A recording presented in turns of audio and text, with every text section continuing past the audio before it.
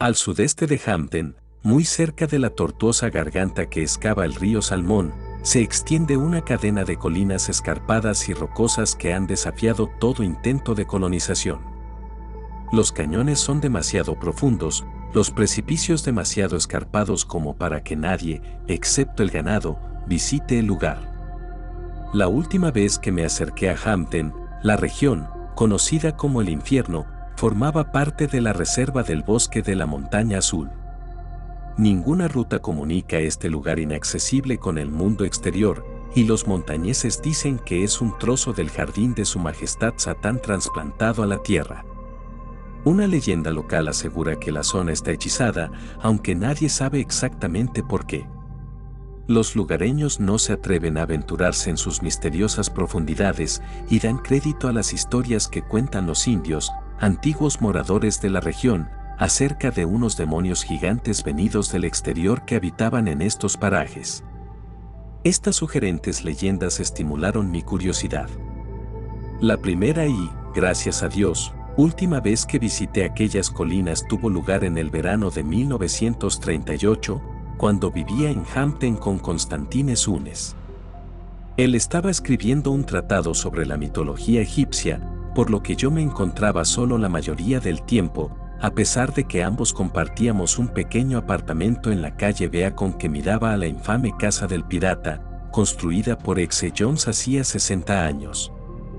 La mañana del 23 de junio me sorprendió caminando por aquellas siniestras y tenebrosas colinas que a aquellas horas, las 7 de la mañana, parecían bastante ordinarias.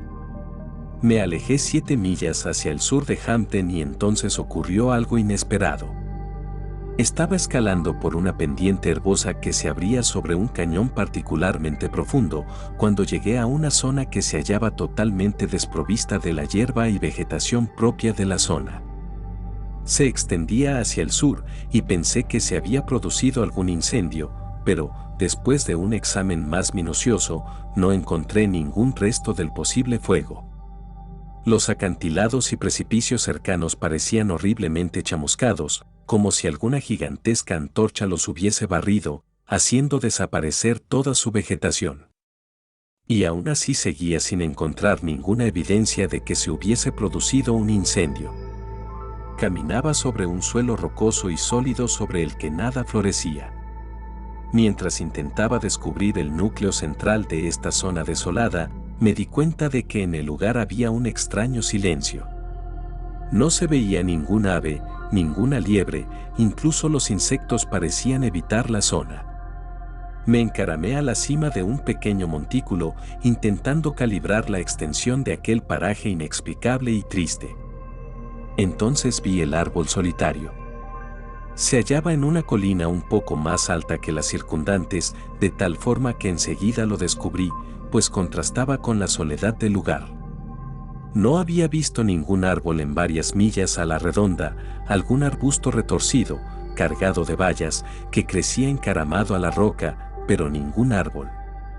Era muy extraño descubrir uno precisamente en la cima de la colina.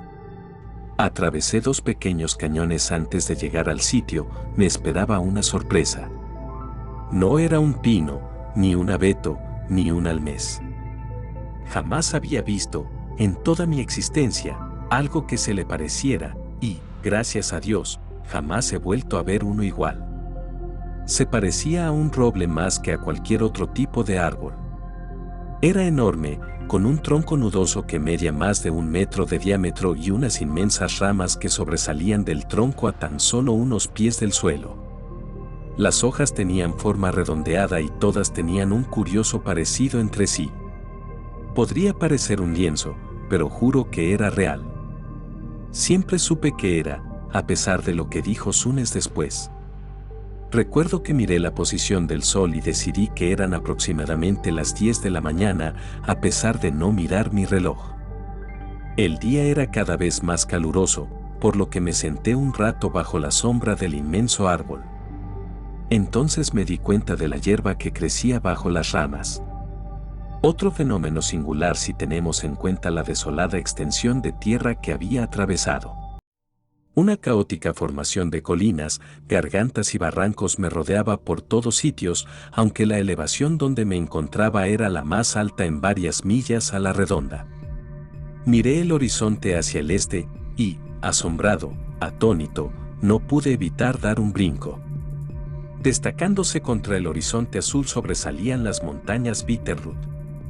No existía ninguna otra cadena de picos nevados en 300 kilómetros a la redonda de Hampden, pero yo sabía que, a esta altitud, no debería verlas. Durante varios minutos contemplé lo imposible, después comencé a sentir una especie de modorra. Me tumbé en la hierba que crecía bajo el árbol. Dejé mi cámara de fotos a un lado, me quité el sombrero y me relajé, mirando al cielo a través de las hojas verdes. Cerré los ojos. Entonces se produjo un fenómeno muy curioso, una especie de visión tenue y nebulosa, un sueño diurno, una ensoñación que no se asemejaba a nada familiar. Imaginé que contemplaba un gran templo sobre un mar de cieno, en el que brillaba el reflejo rojizo de 3 pálidos soles. La enorme cripta, o templo, tenía un extraño color, medio violeta, medio azul.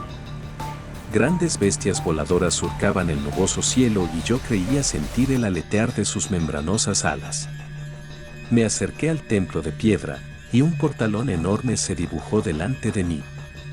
En su interior, unas sombras escurridizas parecían precipitarse, espiarme, atraerme a las entrañas de aquella tenebrosa oscuridad. Creí ver 3 ojos llameantes en las tinieblas de un corredor secundario, y grité lleno de pánico. Sabía que en las profundidades de aquel lugar acechaba la destrucción, un infierno viviente peor que la muerte. Grité de nuevo. La visión desapareció. Vi las hojas y el cielo terrestre sobre mí. Hice un esfuerzo para levantarme. Temblaba, un sudor gélido corría por mi frente. Tuve unas ganas locas de huir, correr ciegamente alejándome de aquel tétrico árbol sobre la colina, pero deseché estos temores absurdos y me senté, tratando de tranquilizar mis sentidos. Jamás había tenido un sueño tan vívido, tan horripilante. ¿Qué había producido esta visión? Últimamente había leído varios de los libros de Sune sobre el antiguo Egipto. Meneé la cabeza y decidí que era hora de comer algo. Sin embargo, no pude disfrutar de la comida. Entonces tuve una idea. Saqué varias instantáneas del árbol para mostrárselas a Sunes, seguro de que las fotos lo sacarían de su habitual estado de indiferencia. A lo mejor le contaba el sueño que había tenido. Abrí el objetivo de mi cámara y tomé media docena de instantáneas del árbol. También hice otra de la cadena de picos nevados que se extendía en el horizonte. Pretendía volver y las fotos podrían servir de ayuda. Guardé la cámara y volví a sentarme sobre la suave hierba. ¿Era posible que aquel lugar bajo el árbol estuviera hechizado? Sentía pocas ganas de huir. Observé las curiosas hojas redondeadas. Cerré los ojos.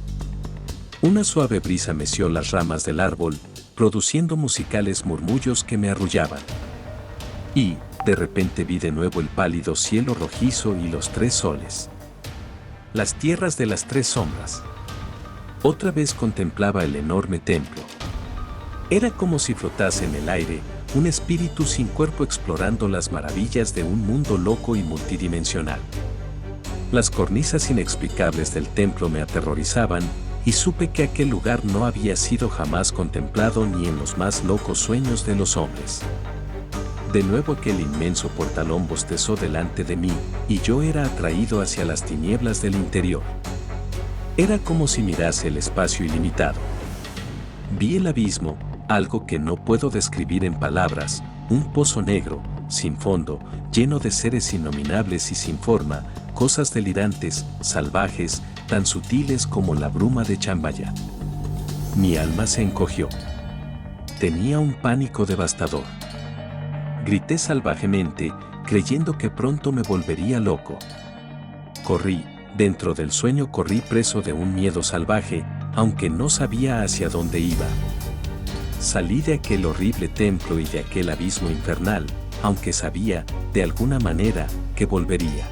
Por fin pude abrir los ojos. Ya no estaba bajo el árbol. Yacía, con las ropas desordenadas y sucias, en una ladera rocosa. Me sangraban las manos. Me erguí, mirando a mi alrededor. Reconocí donde me hallaba, era el mismo sitio desde donde había contemplado por primera vez toda aquella requemada región. Había estado caminando varias millas inconsciente. No vi aquel árbol, lo cual me alegró, incluso las perneras del pantalón estaban vueltas, como si me hubiese estado arrastrando parte del camino. Observé la posición del sol. Atardecía. ¿Dónde había estado?